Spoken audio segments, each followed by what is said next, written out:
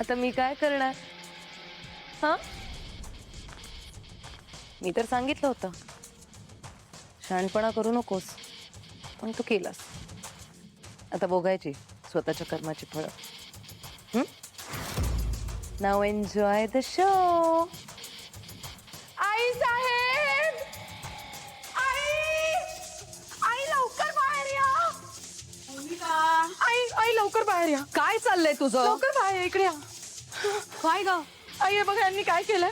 अगं तू अख्खं घर डोक्यावर घेतेस, शांत हो जरा. आई, तुम्ही मला अमृताताईंसाठी किती बोललेलात. मागे जेव्हा मी तुम्हाला सांगण्याचा प्रयत्न केला की ह्या तुमच्याशी खोटं वागतात, तेव्हा तुम्ही मला किती ऐकवलं की नाही, माझी अमृता खूप भोळी आहे, माझी अमृता खूप प्रामाणिक आहे, माझ्या अमृताला अजिबात खोटं बोलायला जमत नाही,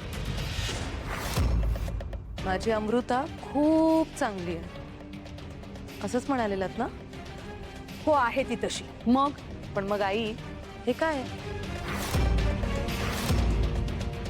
अहो, तुमची लाडकी सून जिच्यावर तुमचा खूप विश्वास आहे, त्याच तुमच्या भोळ्या अमृताने तुमच्या पाठीमागून तुमच्याशी खोटं बोलून ओबीसाठी एक म्युझिक क्लास जॉईन केलाय.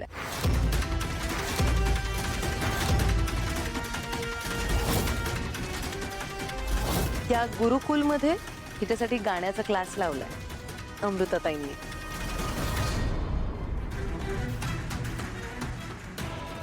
बघा आई, या वहीत सगळे प्रूफ्स आहेत, स्वर वगैरे सगळं सगळं चेक करा.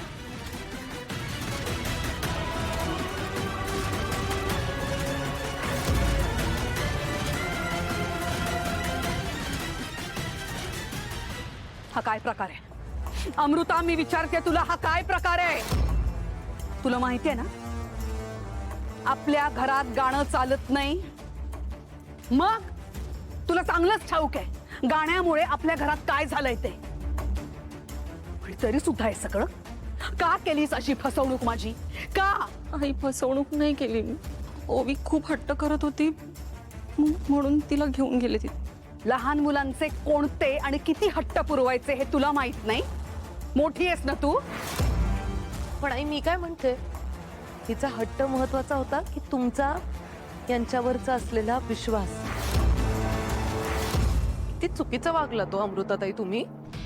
नाही आई, नाही, हे हे असं चालणार नाही.